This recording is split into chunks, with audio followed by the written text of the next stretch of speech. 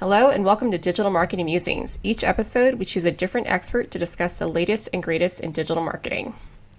Today we're sitting down with Melissa Nicely, Ryan Muse, and Jessica Arnell to talk about driving increased local support in digital media. I'm Gaia Reed. And I'm Andrea McCartney. And this is Digital Marketing Musings.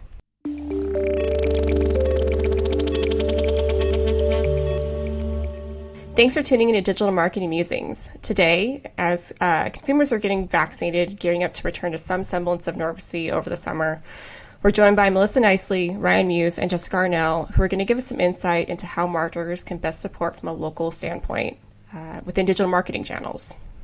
Melissa has been with Merkle for 7 years. She's an associate director in the SEM department and has worked on a number of retail brick and mortar clients spanning from apparel all the way to furniture.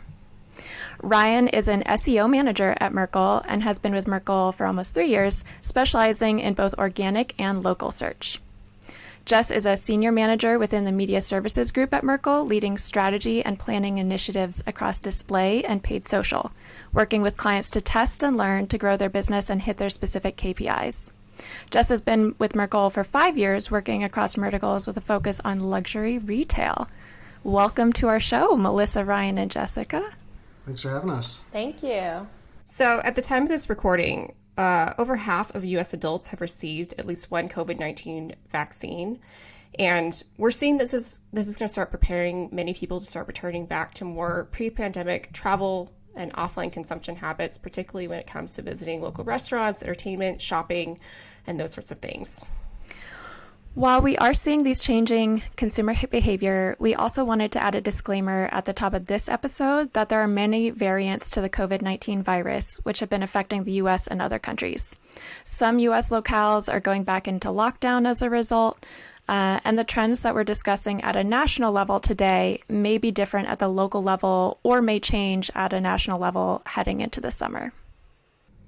So kicking off our questions, and this is to the entire group, what are some strategies that you all saw during the pandemic that were designed to better entice customers to their shop online while its stores were closed or not populated, or to encourage them to carefully come back into stores? Yeah, I can go first. So the biggest thing I think is the in the parking lot pickup or curbside pickup. I think that's almost standard across all the different companies, larger box stores especially, that we've been seeing. So that's definitely like the biggest change I think I'd see, is that's almost kind of like the new norm. Yeah, I've definitely seen a lot of that with grocery shopping and that sort of thing, but also with clients with our retail and clothing, all of those sorts of things as well. Melissa, was there other items that you wanted to call out also? Yeah, I was going to mention specifically for one of my clients where it's like larger goods. Typically browsing in showrooms or things like that is kind of an occurrence, but rolling out appointment setting as something to limit the number of individuals in stores has something that has been successful, and they'll likely continue just for that one-on-one interaction. Yeah, we actually saw something similar for my retail client, where either in-store appointments with like a personal shopper, those were offered prior to COVID, but definitely picked up in the amount of people that were utilizing the service. But then also just like online chatting with a store associate, if you're in between sizes about a product, or if there's something you're not sure if it's available in your store or whatnot. We saw that chat feature got utilized a lot more during COVID, and specifically during like the holiday season within COVID. I think an extreme that I had seen even with one of my clients is we were supporting only offline prior to the pandemic, and they stood up an entire e-com support within like a month or two of the pandemic hitting the US, and have finally like really regained an online presence. So I think some of the more offline heavy retailers are doing similar things. One of the other things I was going to add was more flexible return policies, just messaging that and showcasing that as like a value prop. Yeah. is something that everyone really appreciated during 2020. So not sure if that is going to be something that is continued, like with, that Sure. greater flexibility, but it was something that was super helpful in 2020. Yeah, I know as a consumer, that's something, especially like with clothing, that I was like purchasing online. I was like, well, there's no way for me to try this on. Hopefully I can return it if I need to. That I very much appreciated. Yeah, I know I've heard from some clients who the extended return policies, while really wonderful for consumers and really great for initial conversion rates, definitely contributed to like higher return rates in general and like higher restocking costs and all of that. And there's kind of been this push for more adoptions for like virtual try-on or some sort of virtual reality feature or function to be able to kind of preempt some of the returns that would happen. Yeah, we've seen like AR, VR be a huge part, even in like the beauty space where you typically like want to see it in person, being able to try on like a lip color or something in VR, which is really cool, has become like more expected than like cool anymore. It's like that is now something people want to be able to see it on their skin tone or with their different coloring to kind of understand what is going to work best for them. Because I think clothing is one thing, but then like returning beauty after you try it on is definitely not typically allowed.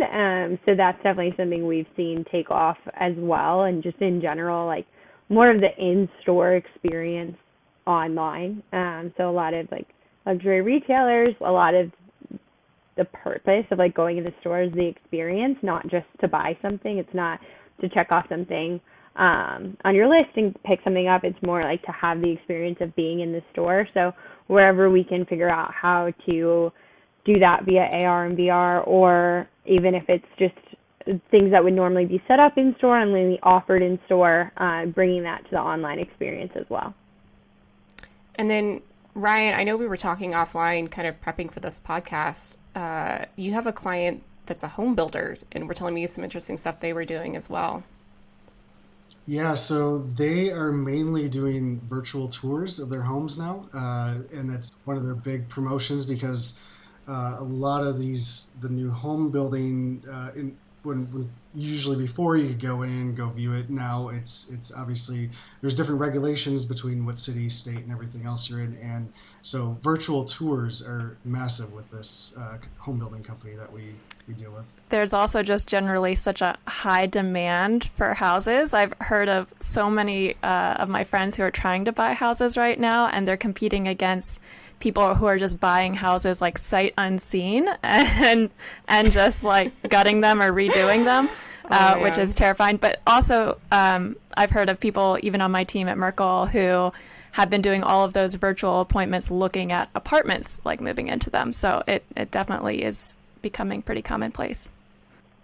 So we've got everything from retail to like housing covered with this like virtual showrooming, which is fascinating that it's like as common as it is, and all really because of the pandemic. Yep.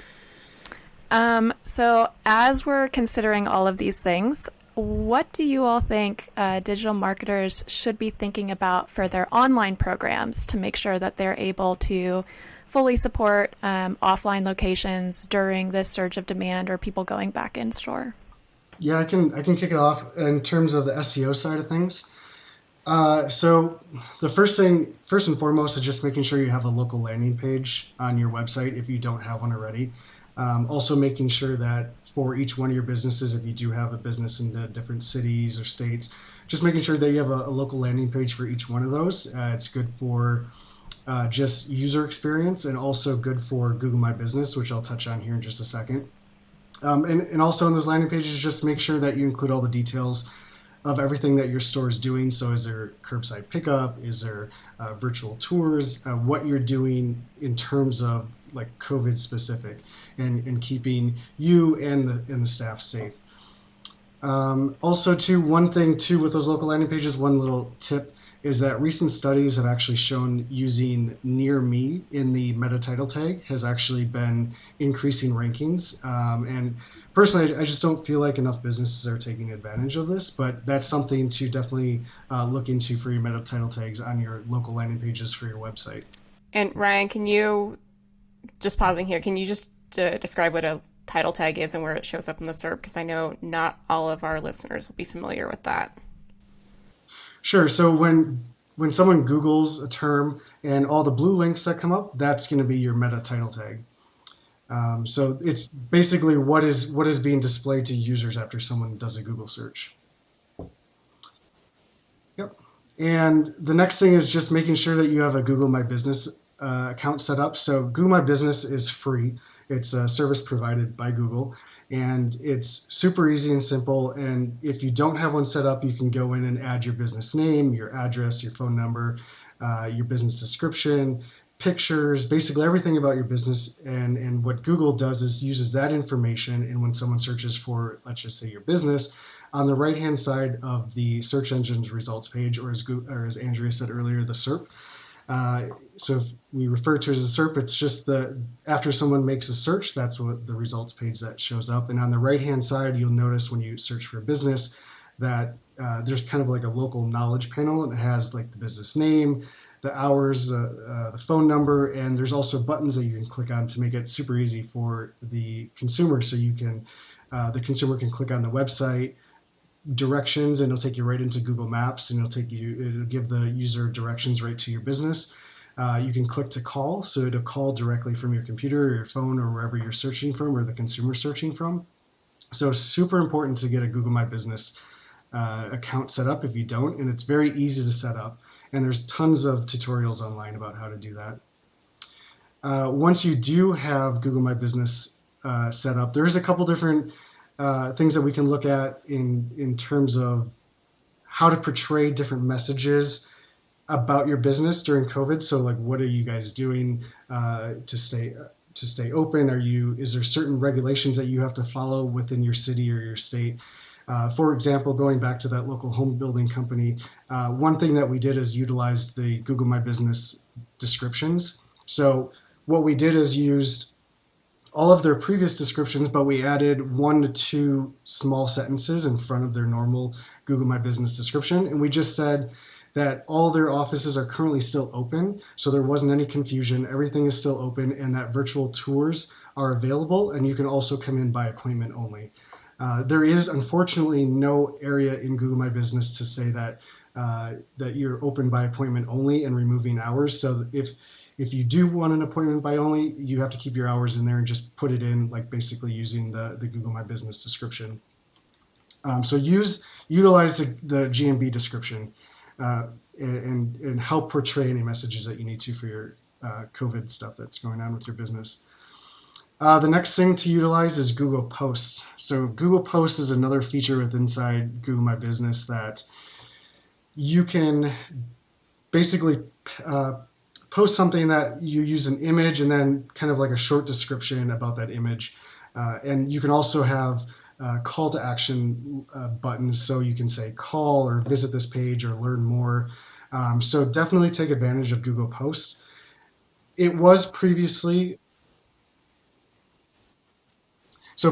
Google Posts only stuck around for about 7 days. And there's also different features within Google Posts. So there's like the COVID, I think there's a COVID-19, I'm just pulling up my notes here, COVID-19, there's add offer, what's new, add event, add product. So there's different variations that you can use with Google Posts. And previously, if you selected COVID-19 as an option for posting, it would be up for 14 days, and any other Google post that you had was 7 days. Google has now dropped that, and if you make a Google post, it essentially stays up forever. So that's one thing to keep in mind. It's great if you want like kind of like an evergreen post that's always has information, but if you have information that's going to expire after a certain time frame, then just make sure that we delete that Google post. But Google Posts is a great way to get out additional information about your business, especially around the COVID stuff. One caveat though for the COVID-19 Google Posts is that you cannot post an image with the COVID-19 post. So typically what we do is use the what's new, which is the most popular. It's used by almost everyone. You can post an image that has text or anything to kind of get the user's attention down on the Google post. And then also, like I said, you can have a description and then a call to action button. And there's like, I think 7 or 8 different call to action buttons to choose from. So, question about the Google post that I know I've gotten from my clients a few times. Where does this actually show up? Is this like within the knowledge panel that you described? Like if you're looking at your desktop, looking at the search results page that's off to the right-hand side, or is this in the map pack, which is typically the section that is usually listed towards the top of the search result and will show different, like if you're searching for like tacos, different locations that sell tacos near you. Like, will you see it in either one of those locations, or is it something you have to kind of click through to see? Can you describe that for us, Ryan?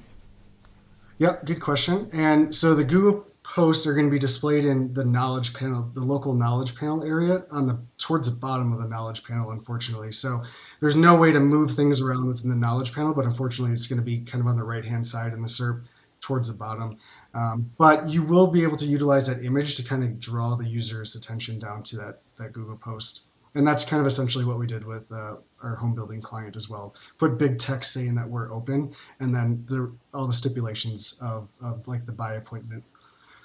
And you also brought up a good point too. Google My Business also utilizes the local map packs. So when you're doing searches, for example, vacuum cleaners, now we're kind of getting more into the e-com space, but if you were searching for like vacuum cleaners, there is now like a local map pack that shows up right in the SERP, and that typically has three different stores within that map pack. And again, you can click into it and then interact within Google Maps, or you can go to the website or call the business. So it's a great way to also get into the local map pack area in the SERP. Just a couple more things with Google My Business. There is some new things that have come out since COVID has all started, and one of them is attributes within Google My Business. And when you're setting up the profile, you'll see these attributes. There's a couple different things, one on the political side and one kind of on the health and safety side. And again, this is all kind of news because of COVID, but there is, and also too with all the politics that are currently happening right now. And in terms of the politics side, so you can choose how your business identifies as. So you can, a few different examples, you can identify as Black-owned business, veteran-led business, women-led business.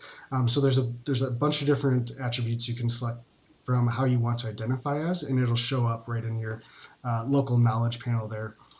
And then also too, the health and safety, this is kind of the big one, especially around COVID. There's different attributes like appointment required, mask required. You can put staff and or consumers. Is there any temperature checks, staff or consumers? So if you have a medical space, typically before you can get into the medical space, medical area, you need to have your temperature checked. So you can put that in your Google My Business, which will show up in the knowledge panel. And then you can also put in another one is the staff required to disinfect surfaces between visits? So some of this is really important to some consumers. If they want to go visit a store, this is the stuff that they look for. Last but not least, and the big one for GMB this is often overlooked, is to manage reviews and questions and answers. So questions and answers and reviews are two different things. Questions and answers you'll find in that local knowledge panel on the right-hand side of the SERP. And if you search for any business right now, if you were to search for anything, you will notice that there's a questions and answers section where anybody can ask a question. And unfortunately, anybody can answer those questions. So some of them can be kind of funny if you actually search around. So it's very important as a business to monitor those questions that come through and respond back to those questions and make sure that you don't get a random person responding back that's giving wrong information about your business. Same holds true with reviews. Any reviews that you get, good or bad, you should have a review management system in place to be able to manage those reviews, like I said, good or bad. There's actually a report put out in 2016 by Power Reviews that said 82% of shoppers specifically seek out negative reviews. So they're looking to see what is the bad thing about this business. So it's super important to respond back to even negative reviews. and making sure that even the negative reviews are responded to in a positive way. And there's also one other study by Bright Local that said that 91% of consumers between the ages of 18 and 34, so kind of the younger crowd, trust reviews as much as a personal recommendation. So it's a big thing. So 91% of the younger generation trust reviews as much as personal recommendations. So super important to monitor those reviews.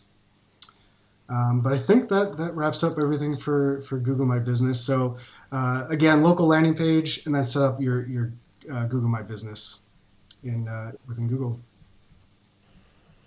Well, I know that was a lot of time on SEO, but it definitely underscores the importance of a lot of the quality of the Google My Business account and local landing pages and on-page content on the site as a whole, which the rest of media and SEM and every other channel is really dependent on the quality of those things as well. So the fundamentals and going back to basics and a stitch in time saves 9. I can't tell you the amount of time that I spend researching or calling a store before I go nowadays. So it's probably really important to spend a lot of your time on those features. But switching gears, Melissa, do you want to take us away with SEM? Yes. Ryan went through a lot of SEO, Google My Business pieces, and if you connect that with SEM, you're golden. So one of the pieces before you re-enable location extensions or, activate your LIAs again is you want to make sure that your Google My Business information is updated. So really that's the first kind of checklist item from the SEM side is connect with your SEO team and make sure that all of that information is good to go. And then the next kind of checklist item is from an LIA, which is local inventory ads. You read my mind. I was just asking to define that for us. Yeah, you'll want to make sure that that info is updated. It's a possibility that it's stale just because of, the importance of e-com over the past year or so. The LIA refresh might have fallen off your to-do list, and to get that traffic back in store, you'll want to make sure that you're activating against those campaigns. Some other things that you'll want to make sure is re-enabled if it's something that you've paused are near me. Again, it's something that Ryan kind of touched on. From an SEM standpoint, those are really high value terms that a lot of people will bid on. And the connection between SEO and SEM here is if you have those markups or those things on the page, that's going to give you a higher quality score for those keywords. And, that's just going to continue it's going to continue to benefit you, that link between just like markups on the page and what you're activating against in SEM. And then finally, local ads. It's more of a newer ad format, but it is intended to drive to store. It might not be something that you've activated yet at all because of the recency of it, but it is something that Google is pushing for because it is a more holistic type ad format, meaning there's visuals, there's the feed link, there's text. And for the clients that I've run that for, it's actually been super efficient to drive in store. So quick question for you, and this is from someone who knows very little about SEM. Can you describe what like an LIA ad would look like versus a local ad, and like where it would be placed when you're looking at a search results page? Yeah, good question. So an LIA is very similar to the normal shopping ads that you see at the top of a SERP. You probably really won't even know the difference unless you're on a mobile ad experience and you click that ad. It varies because some clients have adopted like a new merchant center hosted local storefront page versus the the original ad format that Google came out with, where it pops up, it provides you a map, it provides you similar items, it provides you distance to the store, things like that. So, but if you look from a desktop, it's identical to PLAs. But the local ad is one that will look very different depending on what type of ad you got. So I mentioned it's like a mixed media ad format, and it could serve as like a display ad, it could serve as a PLA, it could serve as just a location listing, kind of like in the map pack, like as a sponsored piece, or it could serve on your Google Maps as like a specific sponsored emblem. It's very versatile. Perfect. Thank you. Something that we've definitely been seeing a lot on the SERP too, Melissa, is that those local inventory ads are really preferenced near stores over regular shopping ads. So for retailers who aren't running any LIA support today and are getting beaten out by local competition, it should definitely be something that they look to set up. Yes. And if they're familiar with PLAs, it's essentially the same process. It's just a different data source of what's actually in your store. So question for you guys related to this, because I have a client who will be very, very interested in this. So I'm now selfishly using the time for this. Is it based off of a Centroid similar to how GMB works off of, or do you know the logistics behind that? In terms of if the ad would show in the distant? Mm-hmm. I think it's preferenced within 15 miles to store, somewhere around that. Okay. And they've been getting more and more aggressive. I see them all the time now on desktop, whereas it used to be way more heavy mobile primarily. And it looks like Google's continuing to push that preference for LIAs for sure. Interesting. Well, thank you for answering my question. Yeah. It's an exciting ad format for just a few last quick things from the SEM side. So obviously, ad copy updates. Make sure that you're messaging drive-ins, like your into-store driving tactics, like BOPIS, or those things that we kind of talked about at the top of the call, to get people back into your store. And simply just saying, like, we're open. That's, something that might be overlooked, but if you say it, then it's very clear.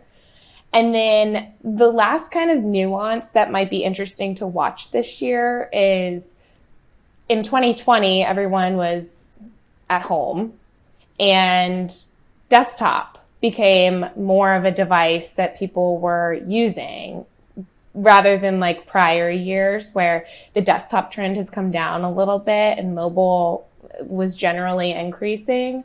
Desktop was actually, pretty strong in 2020, but with people out and about and moving again, mobile is going to just skyrocket back up to where it kind of has been trending. So something to watch, something to consider when you're making your adjustments for bids and things like that within SEM campaigns.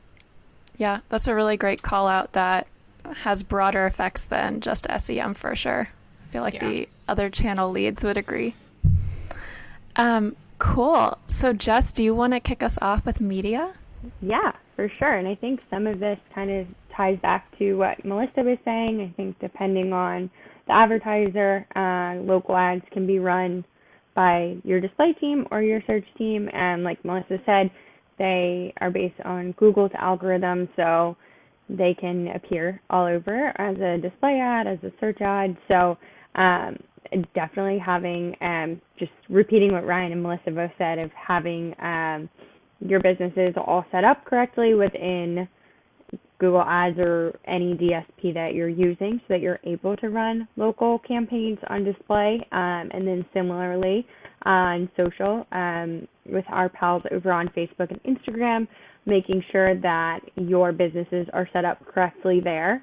There isn't as much that you can edit, like what Ryan was saying on Facebook and Instagram, but having all of your businesses up to date with their hours, especially if they've been adjusted for COVID, is super important as well.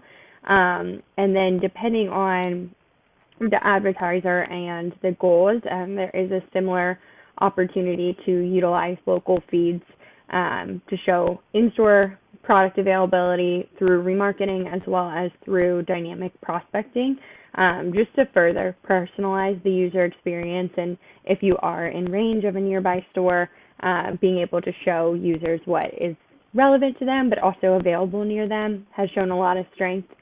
And then I would second what Melissa said of, it might seem silly to say now open, but highlighting that stores are reopening, highlighting the BOPIS options, highlighting in-store appointments, even safety measures to some extent. We've seen mixed reviews on promoting going back in store because of the safety measures, so we typically keep that on more of like the organic or just within our creative, but don't want it to be overbearing on trying to decide if someone should go in store, as that obviously is a personal decision, but making sure that it's very clear what stores are doing through ad copy and creative is super important. And then lastly, just making sure that offline connections for sales are set up, if that is something, or conversions, I should say, depending on your advertiser. But thinking about social specifically on Facebook and Instagram, they are sunsetting the ability to report on store visits. So previous campaigns for store traffic, they're still available and you can still drive users in store, but you'll be either optimizing on reach or on that offline conversion if you're able to set it up. So obviously offline reach is great, but if you're really a conversion focused advertiser, the ability to optimize towards offline sales will just ensure that the most qualified customer is reached via your paid social advertising. And I know that this isn't really specific to any one channel, but it's definitely been a point of conversation I've heard amongst Merklers and then our client set in general, is just making sure that there's like an actual value prop to going back into stores. A lot of consumers have been swayed over onto the dark side of e-com during the pandemic. Wider selection, a lot of availability, don't have to interact with people. So for advertisers who are just concerned about getting that traffic back into store, making sure that they're doing something specific that really highlights the value prop of what do you get when you come back in store. So Jess was talking about these luxury retailers who their primary selling point is that in-store experience and being very personalized. There are many advertisers who could probably stand to learn a bit from some of those really great experiences that some of those businesses are promoting. Definitely. And then, Gaia, I know we were talking kind of offline, preparing for the podcast of other ways that advertisers can be driving in-store visits. I know we were talking about in-store only events and those sorts of things and ways to surprise and delight once they're in-store. Do you have any thoughts you want to share about that? Yeah, I've been hearing from a lot of clients about giving store associates the availability to do like giveaways for gift cards or having specific offers that are only available in store or app specific offers that are redeemable once you are in the proximity of a store. Yeah. And we're just really expecting that resurgence in desire to have experiences in general for consumers. Yeah. Jess, I think you were going to tag in, but your volume was a little bit low. I think one other thing is just as stores begin to reopen and even new stores start to open, sending influencers to events in store will be a part of our strategy again, but it won't be kind of the same way as in the past where there were mass gatherings in stores where it was an event from 4 to 5 p.m. and be there and get whatever the cool offer is. More so now, in-store offers and raffles and things that are incentives, store associates giving giveaways and things like that, where, maybe it's if you're in the store area within the next 2 days, check this out and get a free giveaway or something along those lines, as opposed to really encouraging the more mass gatherings. I don't think we're there just yet. So as physical locations and venues are beginning to see more people coming back in, what changes do we expect will continue to be used by companies to drive demand for customers? I think the curbside pickup is going to stay. I think that's something that it's super convenient. My wife was we just gave birth, but when we also have a 2-year-old, so going to the store for her, being like 9 months pregnant and have a 2-year-old, it was super convenient for her to use a curbside pickup. And I think that's something that even having 2 young kids now, it's super easy instead of going in and if any other parents can relate, can be kind of a nightmare trying to bring 2 young kids into the store. So, I think that'll definitely stick around. Agreed, especially for retailers that have like very scattered or large store that you have to go and trek through. Being able to reserve exactly the size of something you want and just have it right at the front for you it's just so nice. And not even have to go in, like just have it delivered right to your car. Like Brian was saying, like I couldn't imagine having little ones trying to like navigate a grocery store with all this going on. And definitely nice to have the convenience even after the pandemic winds down. What about like online experiences? Do we think that's going to continue? I feel like there's been a huge investment by a lot of companies from that perspective. Yeah, I think so. For the clients or like for companies who have like a specific set of products, thinking like some sunglass apparel or like things like that where it's like pretty set, if they've invested in the virtual reality or, those like try on things that Jess was talking about earlier with beauty, I think that's going to persist because especially if it's had good engagement, they might as well keep it because the upfront cost has already been incurred. Totally. What do you guys think about safety? Yeah, I know there's some stores that that I go into that they have the sanitation things all over the place. So you can go in and sanitize anywhere you want in the store, and I think that's huge. I think that's important for a lot of people. Also, too, the mask distribution, the free mask distribution inside stores. So like even if you walk in, you're like, oh no, I forgot a mask. They have one there for you to use. I don't know if I'm ever going to go on another plane ride maskless again in my life. I'm just getting back on a plane is like, oh, wow, that's a lot right now, let alone like not having a mask on. Definitely agreed with you, Gaia. Jess, did you want to tag in? Yeah, no, I was going to say from the safety perspective and then also the in-store experience perspective, I think something we've talked to our advertisers about is no matter what we come out of this, if digital is kind of the new flagship, for lack of a better word.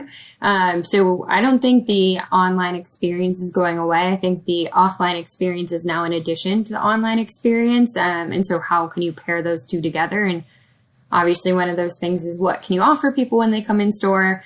And I'm based out of New York, and I think safety is now like the bare minimum. Like I'm concerned when somewhere doesn't offer me hand sanitizer and check my temperature when I walk into it. So I don't think that's going away anytime soon. Obviously we don't make the rules, but I just think that's now kind of like an expected piece of what people are walking into stores or when they're getting groceries and things that they just kind of inherently expect. And maybe you don't even notice it. But then when it's not there, that's when you're like, oh, every other store I've been in has had masks for free or hand sanitizing stations and things like that. So I think that's just kind of going to be the way of the world for at least the near future. It definitely feels like you need to like really convince me to come back in the store almost. Exactly. Any final recommendations or tips that you all want advertisers to walk away from this episode and kind of immediately have on their to-do list? Well, from the SEO side of things, local landing pages for your website, And then also Google My Business, huge. So get that up and running if you don't have it. Cannot say it enough. And then from the media side, I would just say making sure to like communicate with your customers and your new customers. You know, what are you offering and how does it relate to the current state of the world? And just making that really clear. Along with what Ryan was saying, making sure the tech is set up is obviously the most important. But then once you're able to do that, having that communication and really providing customers and users with the information they need before they might even realize they need it will be super helpful. I think just in general, people have to know that you're back open. So make sure that you communicate that, to Jess's point, in a tactful way. Step one.